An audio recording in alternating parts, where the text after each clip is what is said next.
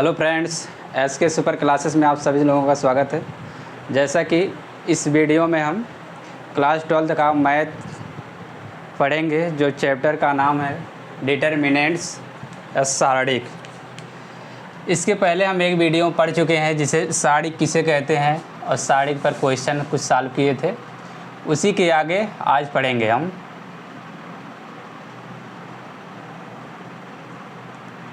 सारणिक determinants. देखिए, उसके आगे आपको क्या पढ़ना है, माइनस और कोफैक्टर। माइनस और माइनर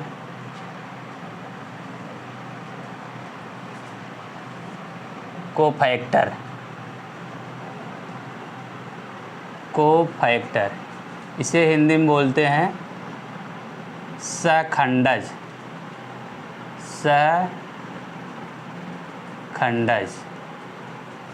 और इसको क्या बोलते हैं, इसे बोलते हैं उपसारणिक।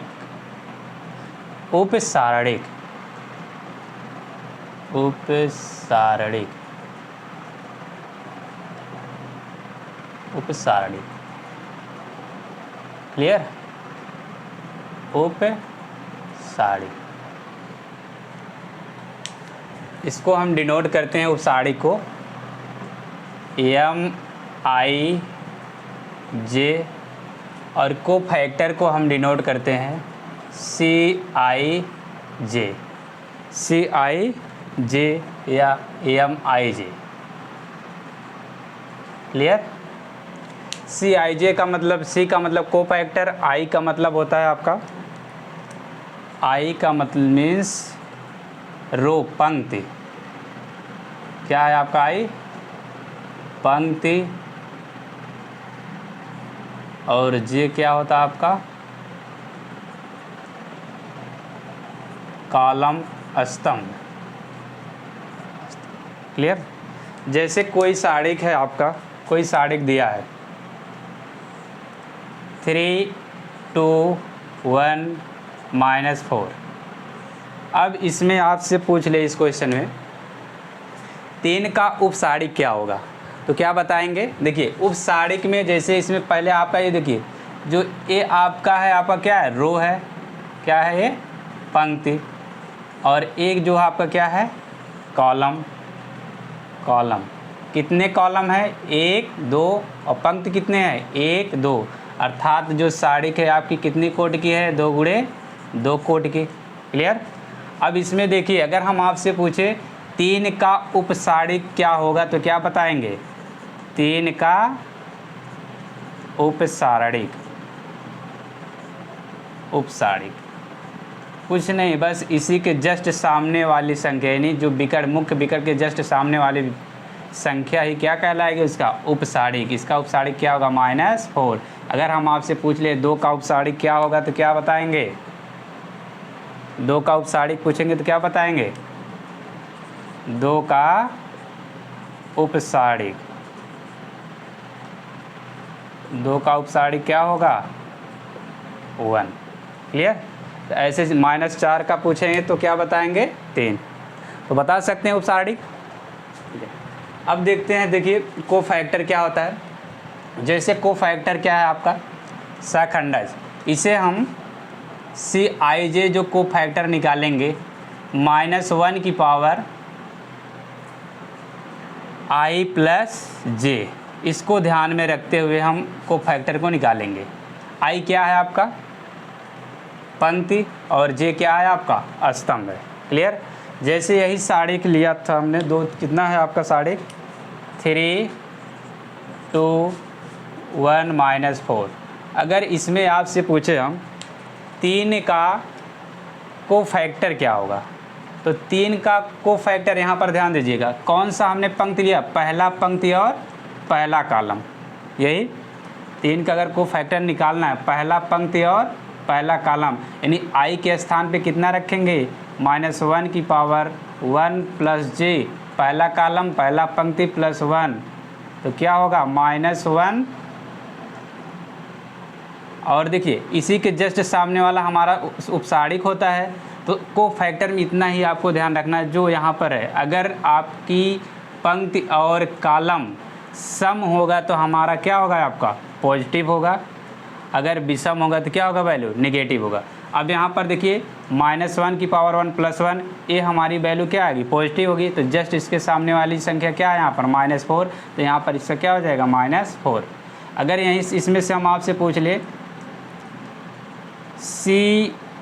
C23 इसका मान क्या होगा, क्या बताएंगे, C23 इसका मतलब C21 इसमें देखिए 2 ही कोटि की है ना, तो 3 कोटि की नहीं, तो 3 नहीं लेंगे। तो C21 इसका मतलब दूसरा पंक्ति और पहला कॉलम, दूसरी पंक्ति पहला कॉलम। दूसरा पंक्ति क्या है आपका, ए वाली है, ये दूसरी पंक्ति ना, और पहला कॉलम आपका ए है। तो यहाँ पर देखिए आई का मान कितना रखेंगे, यहाँ पर -1 की पावर 2 और प्लस जे का मान कितना रखेंगे 1। अब देखिए जब हमने क्या लिया यहाँ पर, दूसरी पंक्ति और पहला कॉलम, तो देखिए इसके जस्ट सामने वाली संख्या क्या यहाँ पर है, आपका 2 है। तो यहाँ पर आपका हो जाएगा -1, यहाँ तो इसका देखिए 2 1 3 और -1 का गुणा 3 बार करेंगे तो -1 ही प्राप्त होगा, और 2 है तो -1 का गुणा 2 में करेंगे क्या होगा, -2 होगा। देखिए यहाँ पर चिन्ह चेंज हो जाएगा ना। अगर यही सम होता, जैसे दूसरी पंक्ति दूसरा कॉलम लिए तो यहाँ पर आपका सम हो जाता, 2 यानी 1 1 2 हो जाता। तो यहाँ पर आपका जो वैल्यू आया क्या आता है, पॉजिटिव आता। तो को फैक्टर में यही आपको ध्यान रखना है। अगर ये तो मान लीजिए हमने 2 कोटि का साढ़े लिया, अगर 3 कोटि का लेना है तो आप इसी तरह बताएंगे। जैसे दूसरा क्वेश्चन देखिए,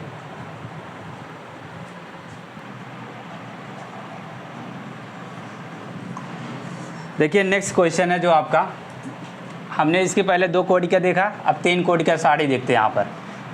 जैसे मान लीजिए आपका है 3 -2 1 1 2 0 -1 3 4, ये कितनी कोटि की साड़ी है, यहाँ पर देखिए 3 है ना। कितने कॉलम है, 1 2 3, और कितनी पंक्ति हैं 1 2 3, अर्थात जो आपकी साड़ी बनी 3 × 3 की, यानी 3 × 3 कोटि की क्या है, आपकी साड़ी है। अब इसमें हमें आपको क्या निकालना है, को फैक्टर और माइनस यानी उपसारिक निकालना है। अगर इसमें हम आपसे पूछे, देखिए अगर 2 कोटि का तो हम आसानी से बता सकते थे, जैसे 3 लिया तो उसके जस्ट सामने वाला बिगड़ वाला वही हमारा को उपसारिक हो जाता। लेकिन यहाँ पर देखिए 3 कोटि का सारिक है। अब अगर इसका बताना हमें, मान लीजिए 3 का उपसारिक बताना है, या मान लीजिए हमने बता दिया, पूछ लिया यहाँ पर M23, इसका मतलब क्या है, जो माइनस उपसारिक निकालना है दूसरी पंक्ति तीसरे कॉलम का, MIJ यही तो था। आई हमारा क्या था, पंक्ति था, और जे क्या है आपका कॉलम है। तो आई के स्थान पे कितना है 2 और जे के स्थान पे 3। तो इसका मतलब दूसरी पंक्ति और तीसरा कॉलम इसमें से ले लीजिए, दूसरी पंक्ति और तीसरा कॉलम लेंगे। देखिए दूसरी पंक्ति क्या होगा आपका, पहली ये है तो दूसरी ये है, दूसरी पंक्ति और तीसरा कॉलम। तीसरा कॉलम कौन सा होगा, 1 2 3, तीसरा कॉलम देखिए ये है। हमने आपको बताया था जिसको लेंगे उसे हम क्या कर देंगे, छोड़ देंगे। जैसे दूसरी पंक्ति और पहला कॉलम लिया तो इन सब के डिजिट को हम क्या करेंगे, छोड़ देंगे। जो बचा है उसी को क्या लिखे कर देंगे, इसमें इस वाले उपसारिक में दूसरे वाले बनाएंगे तो उसी को क्या कर देंगे, लिख देंगे।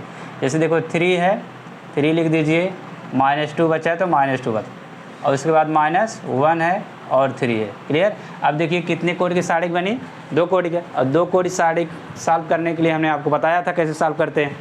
इसको सॉल्व कर दीजिए। देखिए मुख्य विकर्ण का गुणा इसके साथ और इसका गुणा इसके साथ।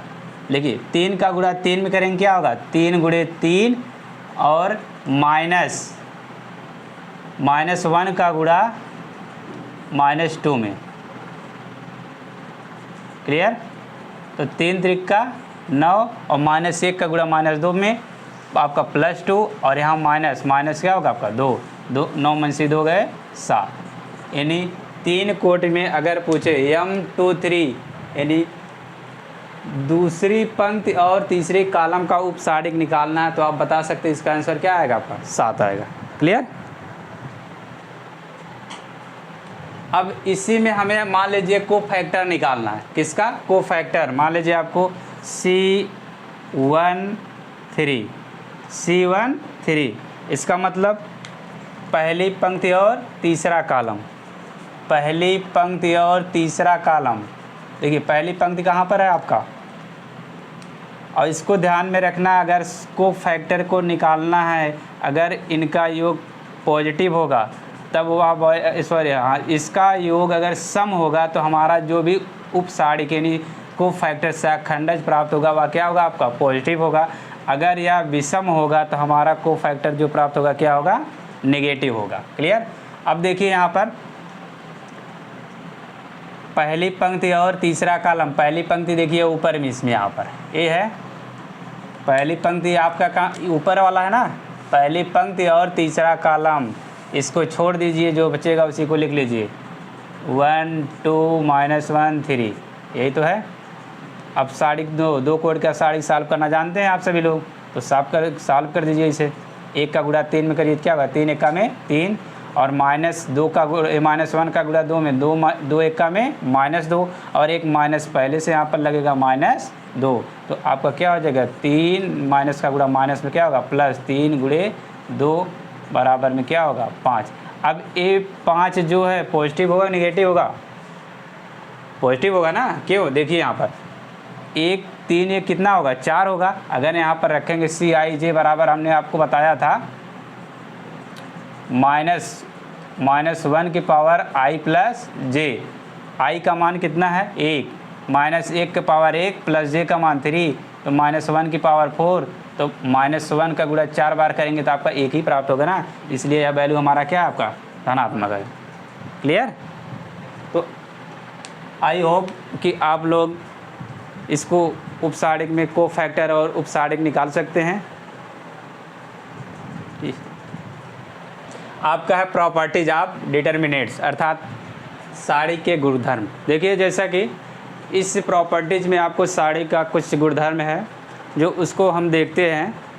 तो देखिए पहला गुणधर्म जो है आपका, पहली प्रॉपर्टीज क्या हो सकती है कि कोई भी सारिक है, अगर उस सारिक में स्तंभ या पंक्ति के सभी अवयव या एलिमेंट शून्य है तो उस सारिक का मान क्या होता है शून्य होता है।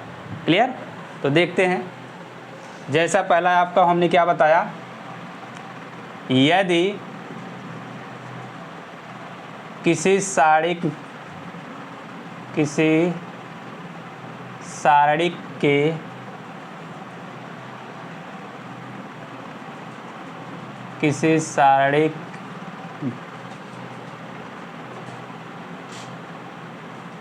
यदि किसी सारिक में पंक्ति या स्तंभ के सभी अवयव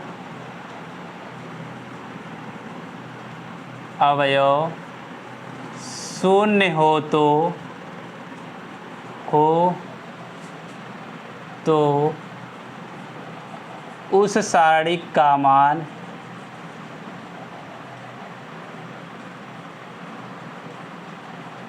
उस सारिक का मान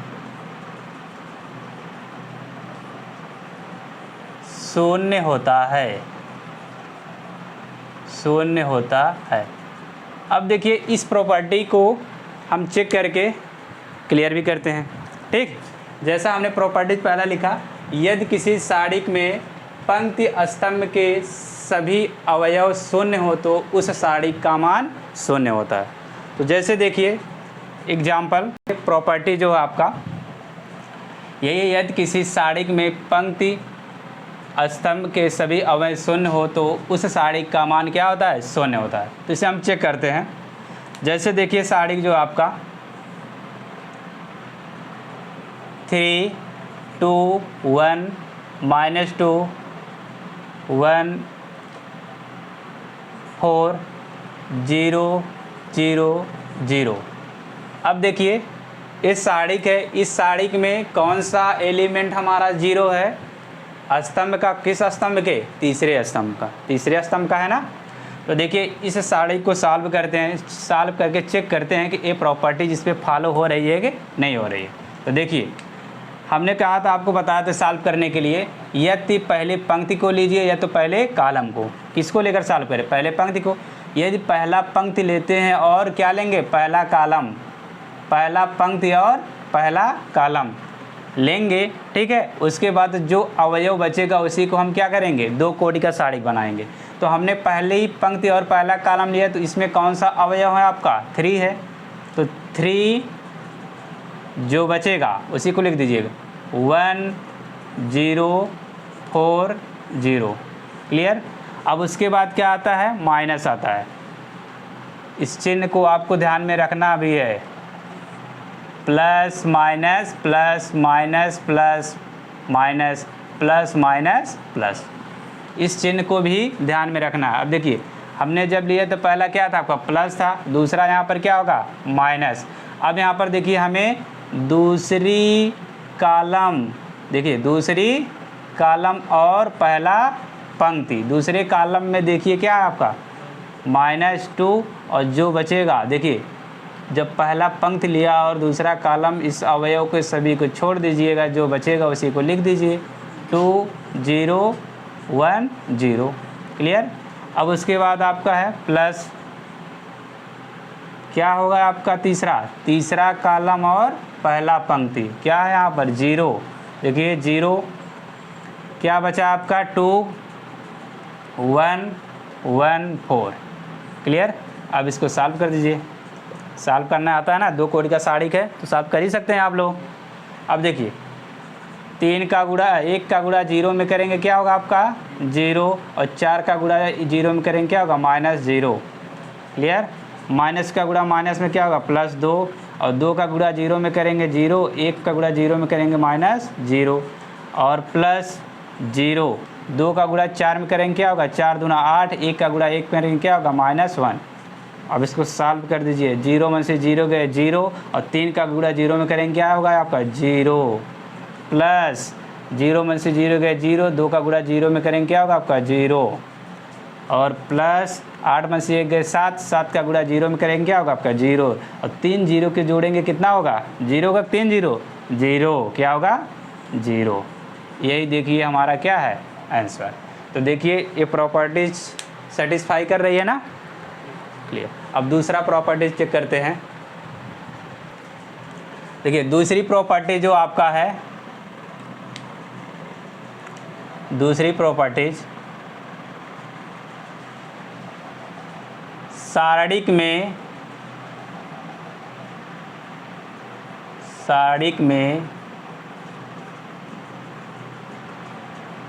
किन्हीं दो स्तंभों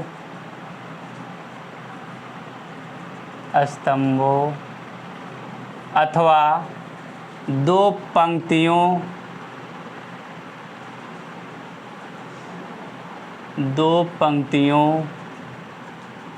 के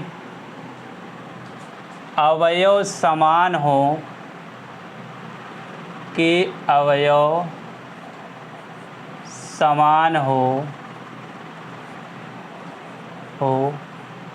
तो उस सारणिक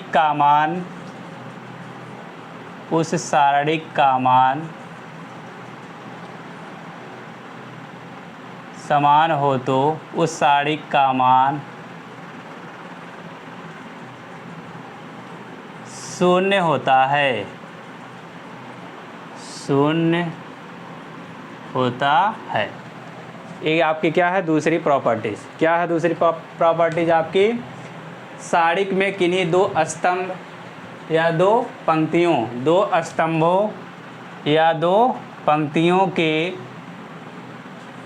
पंक्तियों के अवयव समान हो तो उस सारणिक का मान 0 होता है। यही है ना। तो देखिए जैसे हम इसको देखते हैं एग्जाम्पल के माध्यम से कि यह प्रॉपर्टी सही है या गलत। क्लियर? तो जैसे एग्जाम्पल में देखिए, कोई साड़ी है आपका, मान लीजिए आपका 3 2 1 3 2 1 -1 0 और 3। अब इसमें देखिए दो कॉलम के सभी अवयव समान है यहाँ पर। अब इसमें चेक करना है हमको कि इसकी वैल्यू देखिए शून्य आती है या नहीं आती है। तो सॉल्व करना आप सभी लोग जानते हैं, तो सॉल्व करते हैं इसको, आप लोग भी करिएगा। देखिए इसको सॉल्व कैसे करें, पहले पंक्ति और पहले कॉलम। 3 क्या बचा उसको लिख दीजिए, 2 0 1 3 -3 यानी पहली पंक्ति दूसरा कॉलम, पहली पंक्ति और दूसरा कॉलम क्या बचेगा, 2 0 1 3 प्लस -1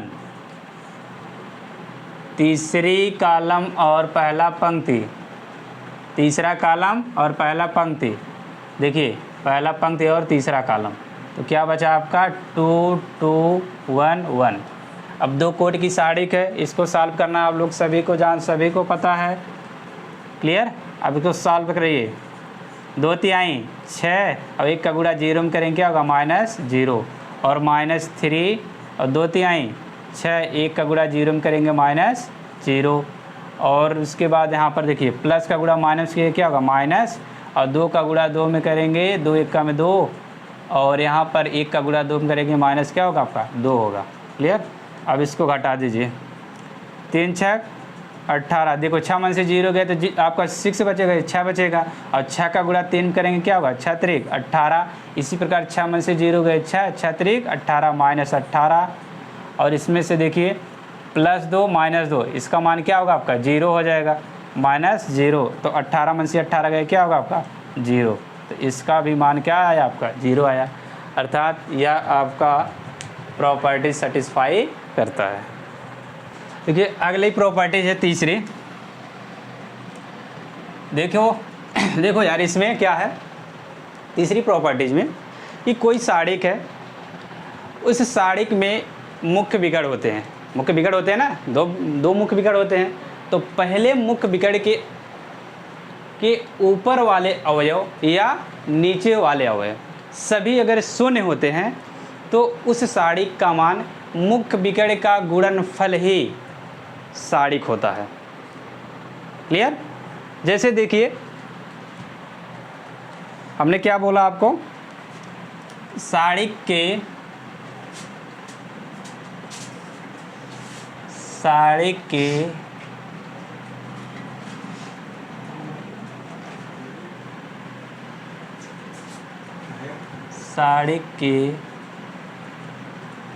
मुख्य विकर्ण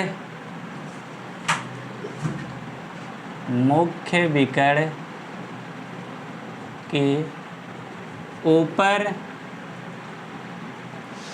मुख्य विकर्ण के ऊपर वाले ऊपर या नीचे वाले अवयव, ऊपर या नीचे वाले अवयव शून्य हो तो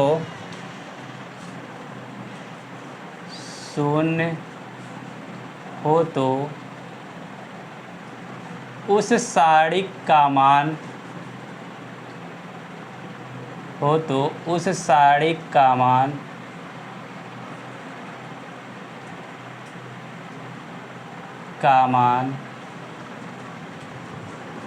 मुख्य विकर्ण का गुणनफल होता है। मुख्य विकर्ण का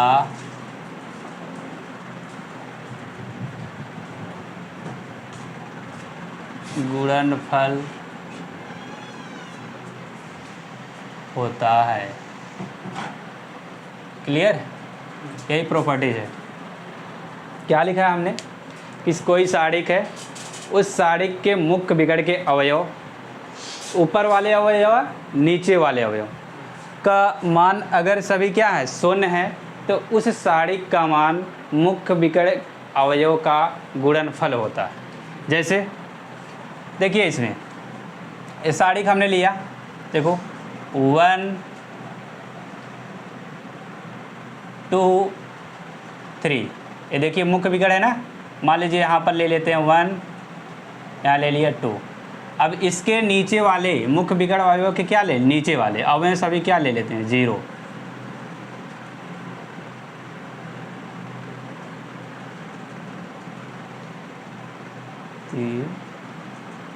एक क्लियर।